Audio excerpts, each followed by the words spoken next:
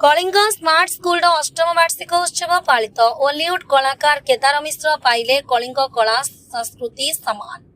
क्षेत्रमोहन foundation आनुकूल्य Kalinga smart school और premier institute of computer studies अष्टमतम वार्षिक उत्सव भोलानाथ विद्यापीठ परिसर में पालित हो जाइछि। विद्यालय प्रिंसिपाल मिस प्रज्ञा शुभमिता प्रतिहारी स्वागत भाषण अतिथि परिचय प्रदान करथिले। विद्यालय अध्यक्ष लायन संजय कुमार प्रधान वार्षिक विवरणीय स्कूल लक्ष्य उद्देश्य वर्णना करथिले। विद्यालय अभ्यर्थना कमिटी अध्यक्ष सिद्धार्थ राय पौरोहित्य आयोजित यह सभारे मुख्य अतिथि भाव पूर्वतन विधायक श्रीजुक्त जयंत कुमार षडंगी जोग देथिले।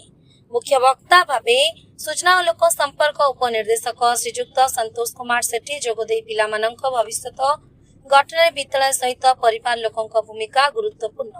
तेणु पिता माता तथा गुरुजन माने निज आचरण उच्चारण रे समानता रखिले ही पिला माने सठिक शिक्षा लाभ करिवे बोली कहिथिले।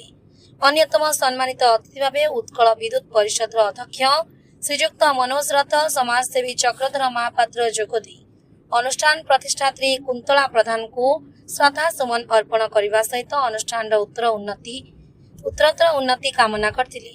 एही अवसर में ओडिया सिने जगत वरिष्ठ कलाकार श्रीजुक्त केदार मिश्र को कलिंग कला और संस्कृति सम्मान।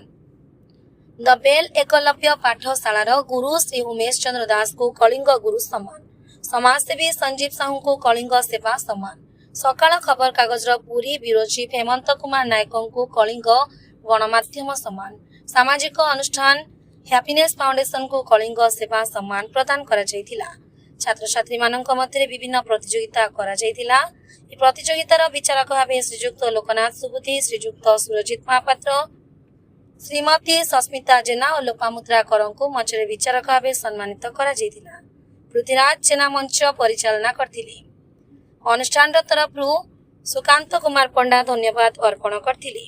ए उत्सव को विद्यालय संपादक श्री अनिल कुमार साहू सागरिका प्रधान ज्ञानज्योति सिंह ऐश्वर्या महांती लिप्सा महांती संध्याराणी बारिक विश्वजिता मिश्र मंदाकिनी परिडा सुभास्मिता प्रधान विप्लव किशोर रथ विपिन भई और PICS छात्र छात्री माने परिचालना करथिले। ए अवसर में विद्यालय छात्र छात्री शिक्षयित्री अभिभावक माने रंगारंग सांस्कृतिक कार्यक्रम परिवेषण करथिले। Bureau report Brahmakila news.